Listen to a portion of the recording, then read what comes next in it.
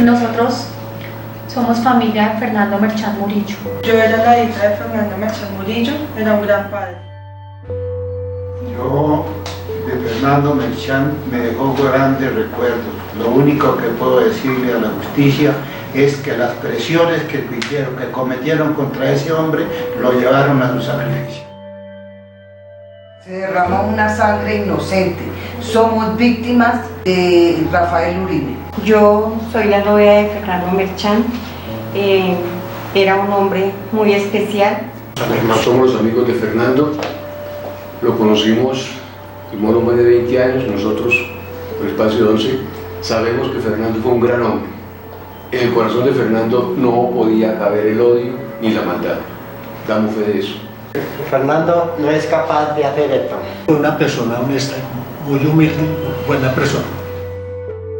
Como a las tipo 8:30, 9 de la mañana, me llamó una prima diciéndome que mi papá no aparecía porque él iba a ir a hacer una vuelta con ella, iban a hacer una consignación, una matrícula de los hijos de ella, entonces que estaban angustiados, que él no aparecía y él era muy puntual en sus cosas.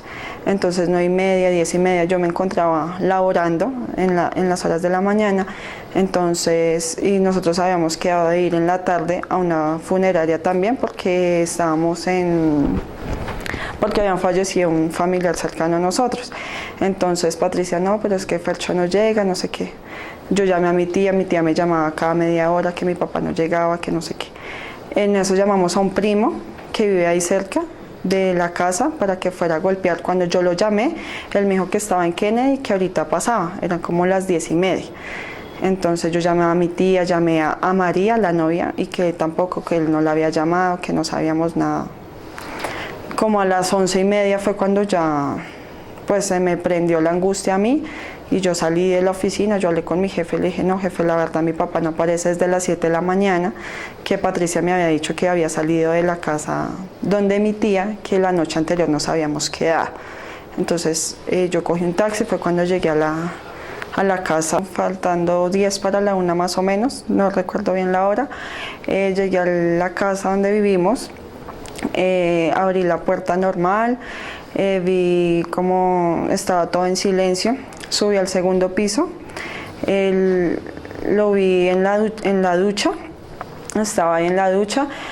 Yo subí los últimos escalones que me faltaban, los subí corriendo, tiré el bolso y las llaves ahí al lado del sanitario, pues porque yo pensé que él se había caído, se había resbalado, pero nunca pensé que fuera a encontrar otro cuadro.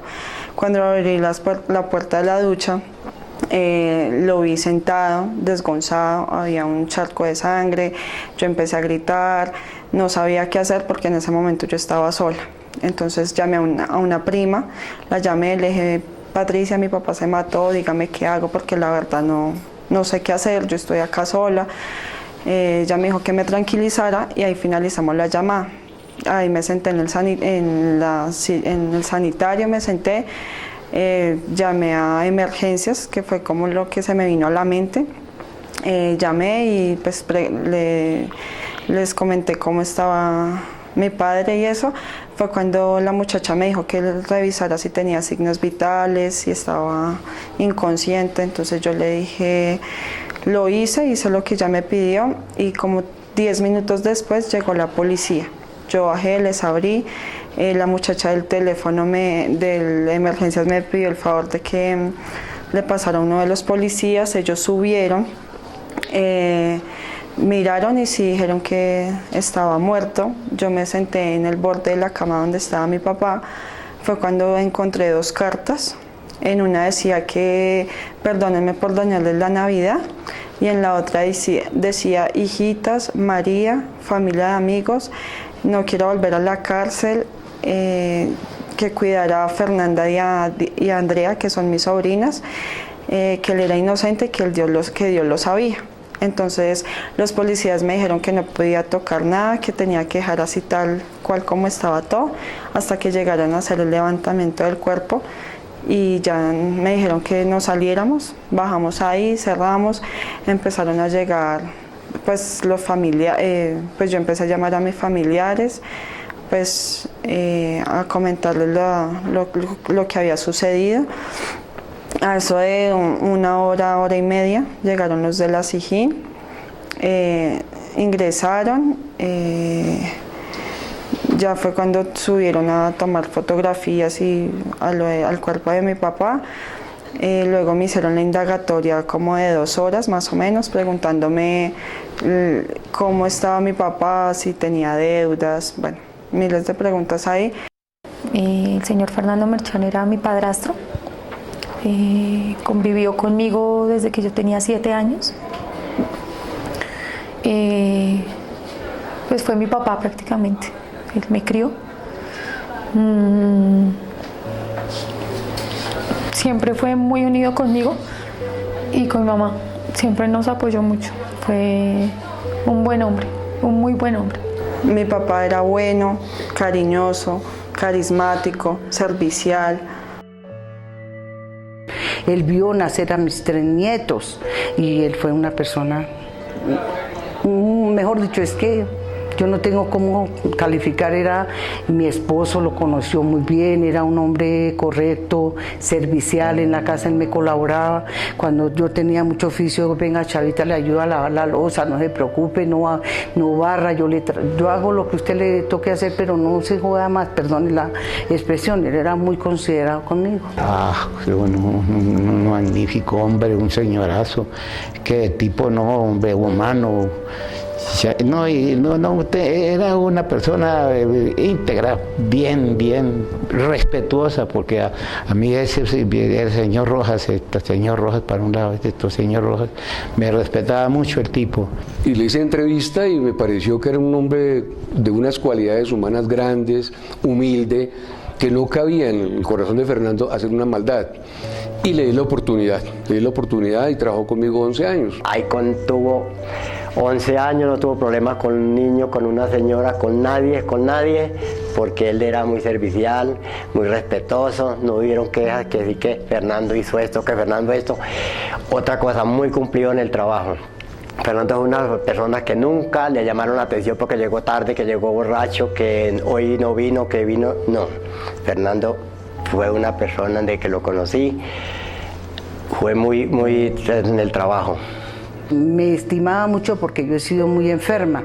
Ahora últimamente tengo un problema de artrosis y él vivía pendiente, que mire que cuando él tenía formas me mandaba que me hicieran una terapia.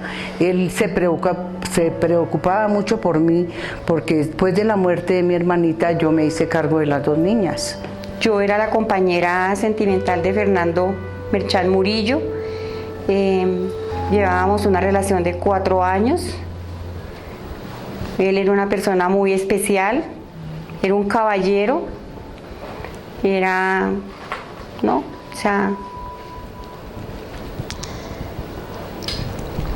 tengo palabras para describirlo.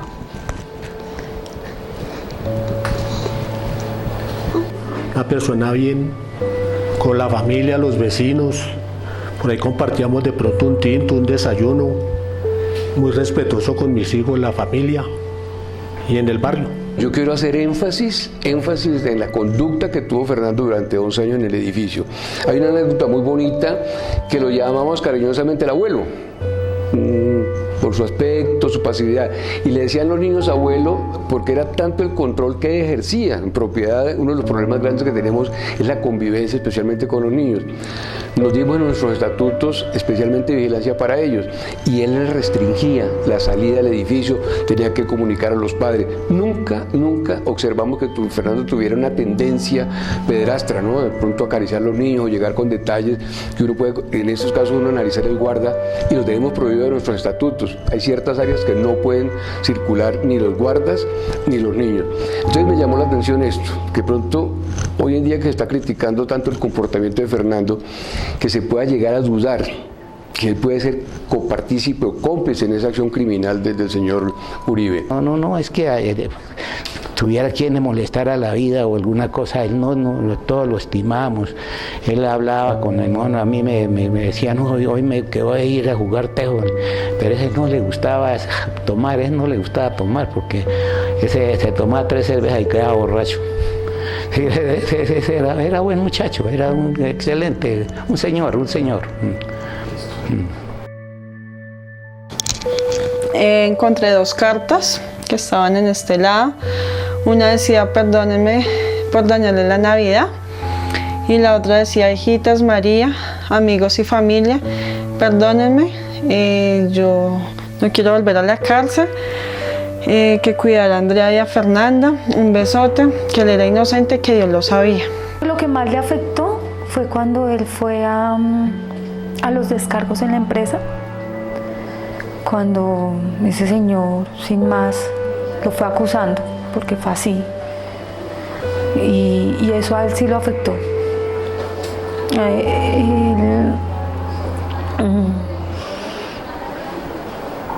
Él no quería volver a la cárcel, así lo dejó escrito y su miedo de tener que pagar algo que otra vez no era culpa de él, lo asustó.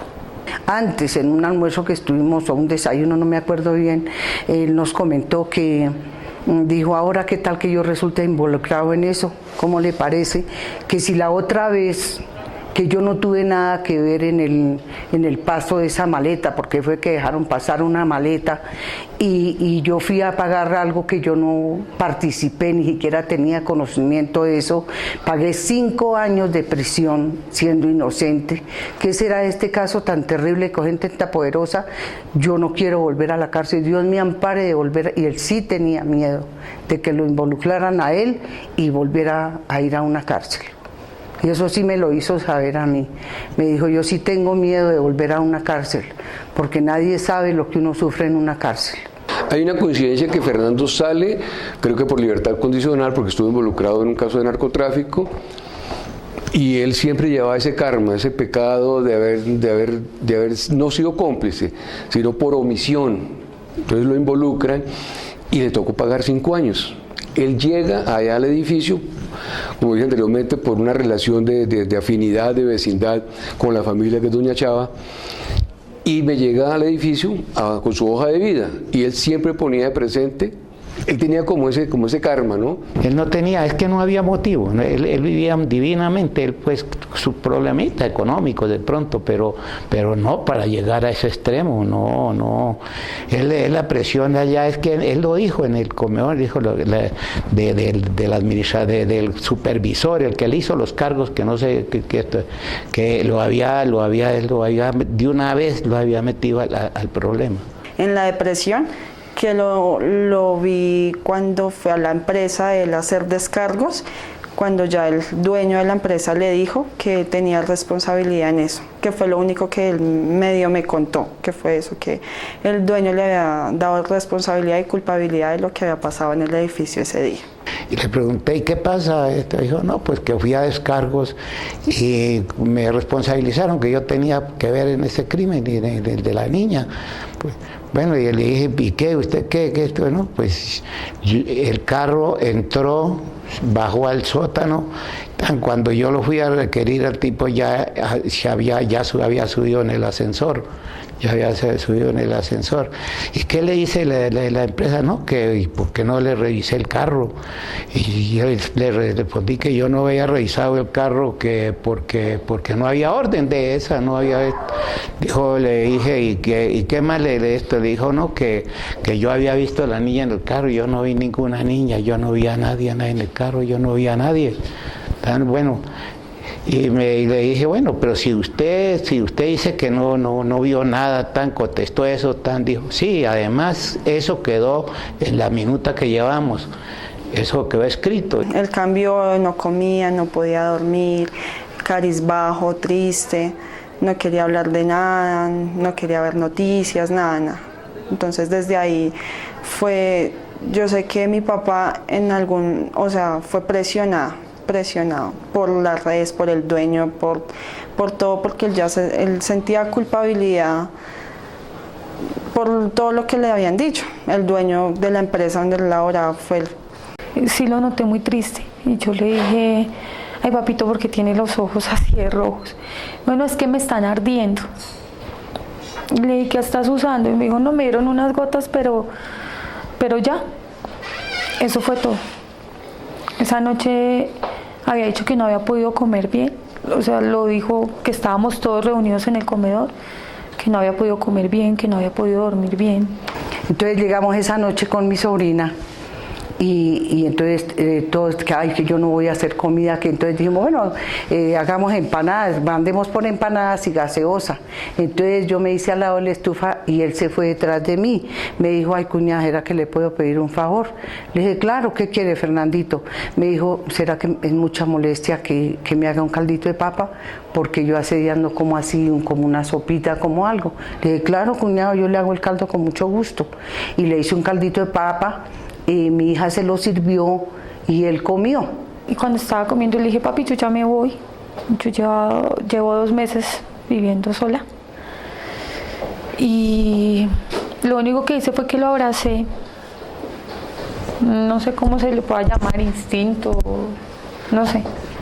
Y le dije que yo lo amaba mucho. Que él era todo lo que yo tenía y necesitaba. Y que siempre contara con nosotros. Le dije, papi, dime la bendición. Entonces, él siempre hacía como así. Y yo le dije, papi, dime bien la bendición, usted siempre me hace. Y me dijo, hay una más. Y yo me fui. La última vez que nos vimos fue el 4 de diciembre, que él llegó a la casa a quedarse. Y pues comimos. Él se puso a recochar con mis hijos, estaban hablando de los equipos de fútbol y mi hijo le regaló una camisa y se la estaba midiendo, ya él se acostó y ya estábamos durmiendo cuando le sonó el celular y yo le dije, negro, está sonando el celular. Dijo, ay, ¿quién es? Le dije, es el señor Iglesias. Dijo, pásame el teléfono. Y se lo pasé y entonces fue cuando él le dijo que había habido la novedad en el edificio, que han encontrado una niña muerta. Le dijo él, no, pero ¿cómo así? Si yo entregué mi turno a las 7 de la noche, yo no vi entrar niñas, yo en ningún momento vi ingresar niñas. Y ahí en el edificio no hay niñas, hay un niño en el 2.º piso. Y ya eso fue todo lo que él comentó y nos volvimos a acostar. Ya madrugamos los dos a irnos a trabajar y él me dijo, ahora más tarde la llamo a ver qué más pasa. Él me habló el miércoles, el día de velitas, el 7 de diciembre, él me dijo que estaba preocupado porque el dueño le había dicho que tenía culpabilidad y responsabilidad por lo que había pasado con la niña. Eso fue lo único que él me dijo. Me llamó Lorena y me dijo, tía, ¿cómo le parece que lo que pasó fue en el edificio donde mi papá trabaja? Y mi papá lo llamé y me dijo que después nos comentaba porque lo estaban investigando. Y ya cuando llegó por la noche nos contó. Entonces él nos dijo que él en el día no se había dado nada de cuenta, que lo habían investigado y él había dicho lo que le costaba. Que lo único que decía es que él habían salido a la discusión que tuvo con la hermana. Luego tuve una discusión con la hermana del señor del que mató a esa niña. Entonces tuve una discusión porque primero yo no podía dejar de estar y no sabía quién es esa señora. Tuve una discusión, discutimos ahí, pero después ya se identificaron. Entonces con los mismos apellidos les dije, entren, pueden entrar. Entonces por haberlos dejado entrar también me cuestionó el gerente eso allá, el supervisor de esto, me cuestionó. Y después de que él ya supo la cuestión, él nos dijo pues que digan que él se halló enmarihuanado, que lo llevaban arrastrando. No, ellos salieron, los 3 bien salieron del edificio, salieron todos 3. ¿Y qué a esto? Dijo, no, pues entraron y eso salieron bien tarde, eso, demoraron más de 3 horas allá arriba, demoraron más de 3 horas y salieron los 3 caminando divinamente, no, ahí no se notó que uno fuera borracho, que el otro no, ahí salieron caminando los 3. No, es que él dice que una señora de una tienda que había dicho, pues según como salió en la televisión la señora diciendo que ella escuchaba unos gritos. Y dijo, no, pues qué grito. Yo, por ejemplo, en el día yo no escuché nada y si no yo hubiera pasado la novedad o yo me hubiera enterado de algo, ¿cómo no iba a pasar la novedad? O me hubiera dado cuenta de algo, yo lo hubiera dicho, porque Fernando era un hombre muy recto. Entonces él salió y él no sabía nada. Y el tipo me dijo, no, pues es que caramba, imagínese que cuando yo estaba en eso, que yo me había movido de mi sitio de trabajo, yo no, ahí está todo escrito. No, nunca. Él le pedía el favor a uno para que uno le hiciera el favor cuando se le olvidaba comprar la panela o los limones, o que necesitaba que le recargaran el celular, que a veces se le olvidaba o llegaba sobre el tiempo y uno le hacía el favor, pero Fernando nunca se apartó de su puesto de trabajo. O sea, él decía que había una persona, nunca nos dijo el nombre, pero sí nos dijo que había un muchacho pues que tenía mucha plata, que llevaba viejas ahí, hacía muchas rumbas, tomaba mucho, y pues que él siempre lo llamaba, cuando estaba en turno de la noche le llamaba la atención por lo mismo, porque los vecinos se quejaban de eso, y tengo entendido como hasta marzo de este año, marzo-abril, él habitaba en ese edificio, porque lo sacaron y él se fue a vivir a otro apartamento. Eso fue lo único que él nos comentaba, pues era como tosco, como agresivo, pues lo que mi papá veía en él, en eso. Se destacaba por decirnos que iban unas viejotas. Decían, pues él nunca fue como despectivo, decían, las muchachas trabajan como en eso, era lo que decía. Dijo, y la última vez llegó fue un muchacho. Sí, le dije, papá, y allá en el edificio no dicen nada. Dice, no, porque ellos son como los dueños. Lo único que hacen es que cuando hay mucho ruido, los otros dueños de los apartamentos llaman que por favor les ayuden con la música. Y yo sé que él llamaba, pero que él bajaba el volumen normal y ya no pasaba nada más. No, pues de allá donde estaba trabajando me habló de ese muchacho, que era el problema del edificio, eran los fines de semana que ponía de ruana el apartamento, en sí eso, pero nada, pues así que hacía rumba, así que nada más, porque también Fernando era muy discreto, él era muy reservado. Él nos había dicho que él quería pasar, como ya le faltaba poco para pensionarse, que él se quería ir para Tuluá a pasar allá su vejez, digámoslo así. Sí, él decía que él se iba a pensionar y se iba para Tuluá a vivir con su otra hija, porque nunca había compartido con ella. Compartieron un año, digamos, el último año, y era más de llamadas, se veían solo en vacaciones, se vieron 2 veces nomás.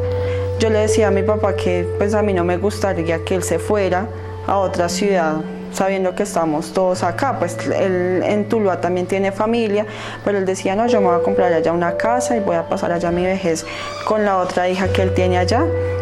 Entonces él, como para sacarme el mal genio, digámoslo así, me decía, no, si yo me voy a comprar una casa y yo me voy a ir y yo las voy a dejar solas, o sea, nos decía a mi hermana y a mí. Entonces, pero eso sí ya él lo tenía planeado. Él amaba la vida. Nosotros no somos personas de riqueza, somos personas normales del común, que trabajamos para vivir. Pero él amaba lo que hacía. Nos amaba como hijas, yo sé porque siempre lo sentí así. Para nosotros su caso es importante, por eso le decimos, yo quiero ser su abogado.